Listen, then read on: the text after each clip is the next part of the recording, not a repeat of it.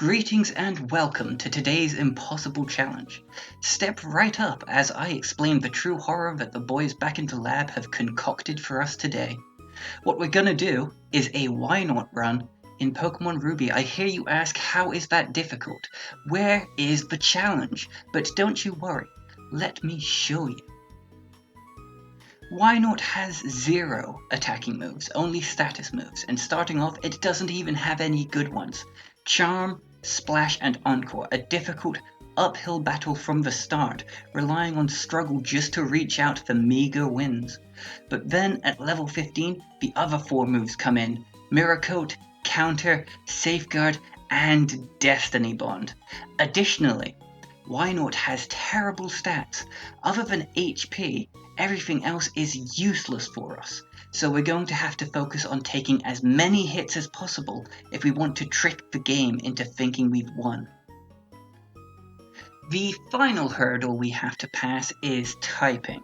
In the 3rd generation, before the physical special split, dark types were special base and ghost types were physical base, meaning Counter, a fighting type move, doesn't work on ghost types using ghost type moves, and Mirror Coat, a psychic type move, doesn't work on dark types using dark type moves. If you look out at the horizon over yonder at the Elite Four, you can start to see why this particular challenge is already starting to hint at being impossible.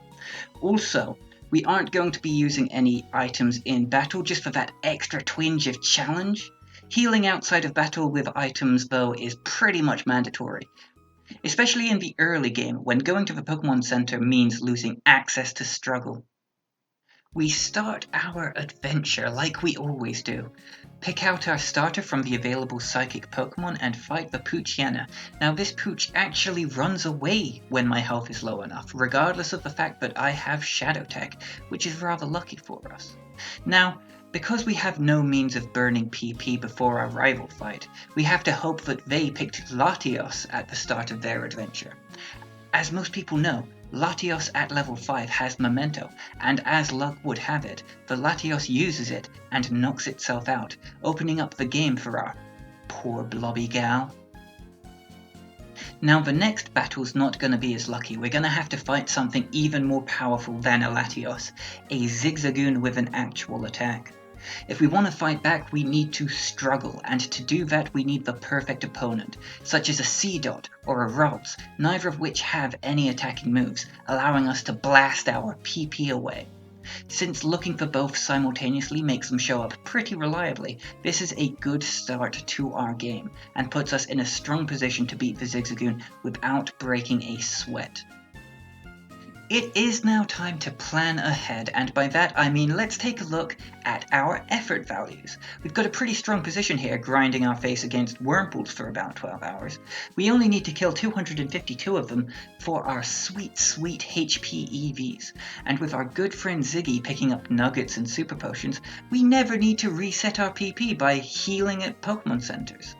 This is a really streamlined part of the game where we can just sit back and hit maximum effort values. At the 6-hour mark, I hit level 15 and get our swifty new attacks. This raises our PP threshold a fair bit, so blasting my PP away to use struggle is a little more inconvenient, but now I can attack Wurmpools and head back to the Pokemon Center to heal. However, this new method is much slower and a choice needs to be made. Counter or struggle. Struggle does the damage we want, but the inconvenience to maintain it can be quite resource heavy, especially with only one pickup Zigzagoon. On the other hand, using counter on these level 2 Wurmpools doesn't generate enough damage momentum to create fast battles. The grind really starts to slow down at this point, but since there's no real challenge yet, patience wins out. Once we've grabbed all our HP EVs, we're going to skip every trainer we can and beeline straight to the forest to hunt Silcoon and Cascoon, both fairly common and both drop defense effort values. Now, we can't counter these cocoons, so we have to launch our PP into orbit, which means struggle with the pickup potion economy is the best way forward here. At hour 19, we're at level 22, and we have all our EVs in one place. Let's get through this forest. As we get to Rustboro City, we're at a pretty high level and pretty confident. For a test, we're going to head straight into the gym. The first difficulty of this run I discover is that my defense, ironically, is too high for counter to be effective. It is now apparent to me that my choice of effort values have clearly been a mistake. Well, it's too late to dwell on that. This first test was a grave and important lesson that some Pokemon are just too weak for counter to be effective. For my first attempt against Roxanne, I exercise caution, but thankfully, due to her team only having 2 Pokemon, I am able to ration my counters fairly and effectively. I use Encore on the Geodude's Rock Throw so that it has stab against me just for that little extra push. I knock it down into potion range and then I counter some critical damage. The Nose Pass comes out and sets up a couple of Hardens, which is no problem as counter bypasses stat raises. It then throws rocks at me over and over until it faints first.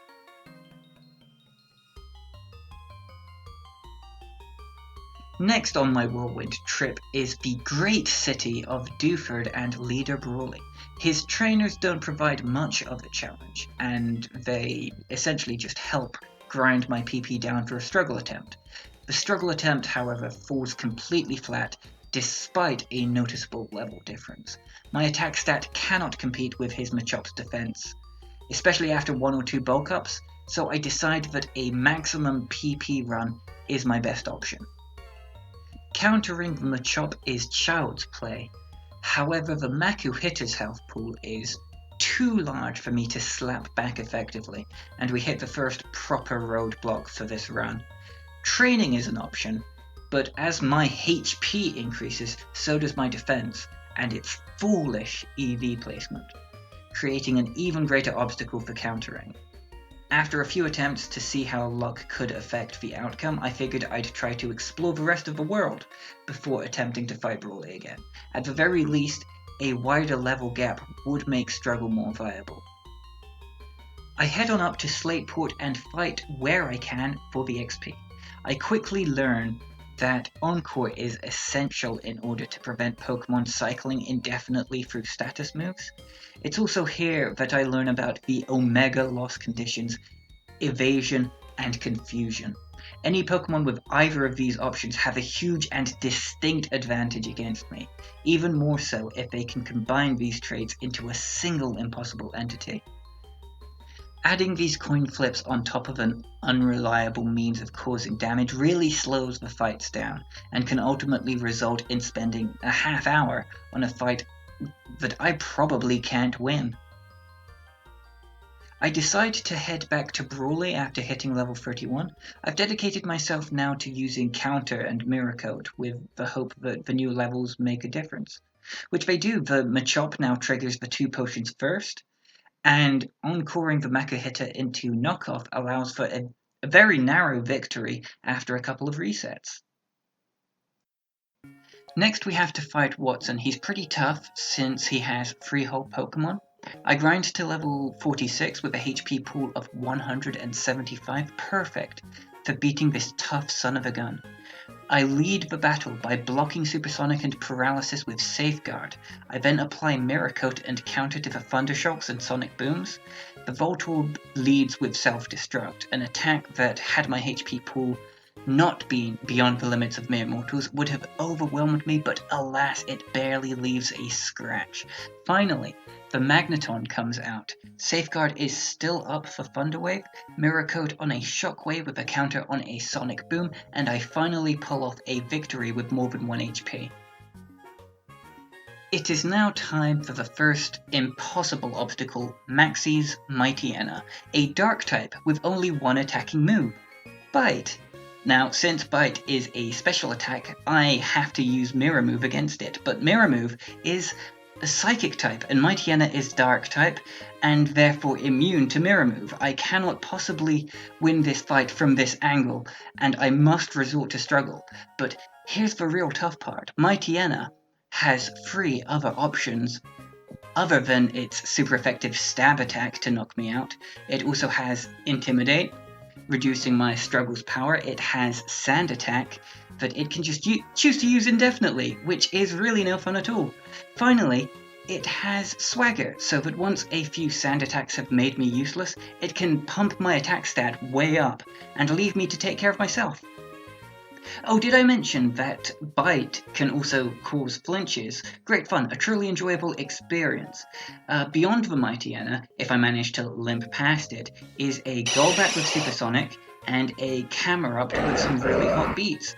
After grinding for a swift 15 hours, I finally reached level 62 to make the struggle attempt at wall breaking viable. The strategy is mashing A until I win, so I'll skim past it. The Mighty Enna only used Bite, most likely due to my massive HP pool, and it luckily didn't cause a flinch.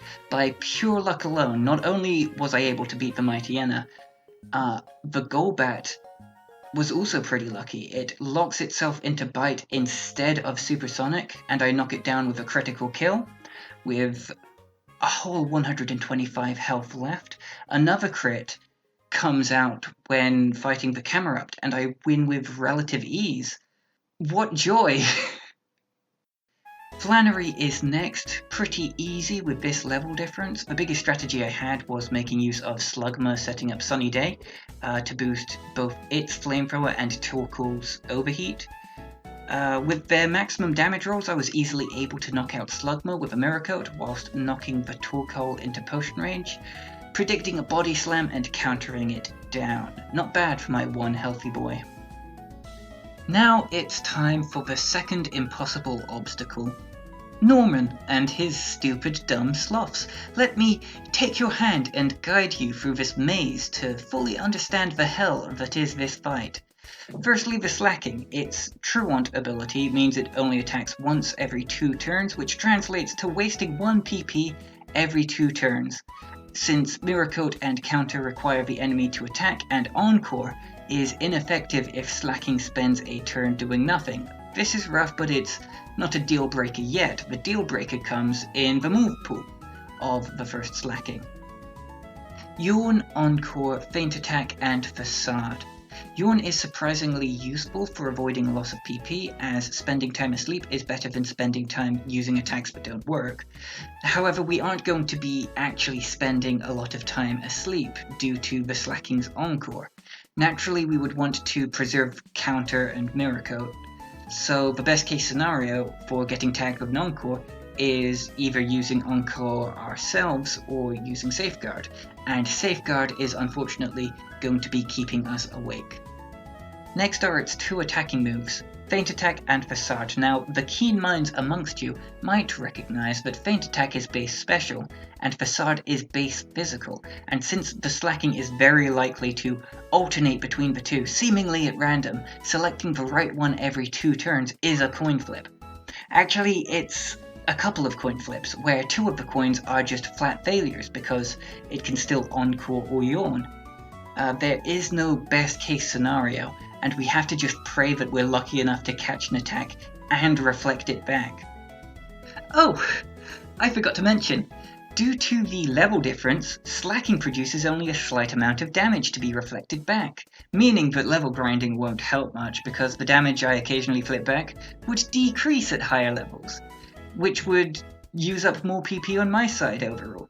Even when I finally wear the first slacking down, I'm never in any position to take out the Vigoroth that comes in afterwards, which again has both Facade and Feint Attack.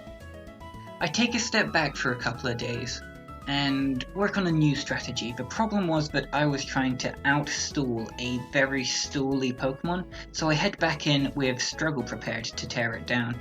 I managed to score a couple of lucky crits and knock it down whilst still within yellow health, the best I could hope for against the Vigoroth. However, I'm still stuck struggling against both the Vigoroth and the slacking afterwards, until I'm hit by my second wind. I never said this was a solo Wynaut run. I picked up an egg for this second one in Lavaridge Town. Then I battled Whismur at Whismur Cave with a team of 5 pickup Zigzagoons for tens of hours, which would generate potions and rare candies for me. I needed this to avoid going to the Pokemon Center and rapidly inflate my level. Second Wind has Charm, which I can use to manipulate the Vigorous AI into using Feint Attack over Facade, and remove the Prediction Coin Flip altogether, allowing for it to be taken down pretty reliably. This leaves me with 2 quarter health Wynauts, one with enough PP to stall a second Slacking, and one with Struggle. Leading with Y even, I managed to chip down 2 struggles before being knocked out. I can then bring in Second Wind on the skipped turn and drop a Charm for free, softly influencing the Slacking into using Feint Attack. Fortunately, due to the struggles, it is kept out of potion range and I'm able to Mirror Coat 2 Feint Attacks and end it on 9 HP.